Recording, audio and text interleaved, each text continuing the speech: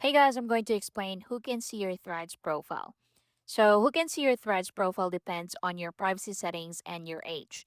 So, if your threads profile is public, anyone can view your profile posts, replies, and followers, even people without a threads account in some cases. If your threads profile is private, only approved followers can see your post and interact with your content. However, your profile picture, username, and bio may still be visible to others. If you're under 18, Threads typically sets your account to private by default. Availability may vary by region. So, to check or change your profile visibility, open the Threads app, then tap your profile icon in the bottom right corner. Next, tap the menu in the top right corner.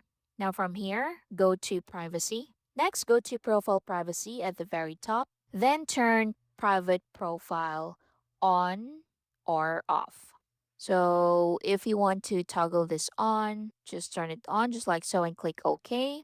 So, if you turn this on, that means your account is private. So, when your profile is private, only followers can see and interact with your threads. So, your replies will be visible to followers and individual profiles you reply to. If you turn this off, that means your profile is public. So, anyone can see your posts, replies, etc. And that's basically it. Thank you for watching.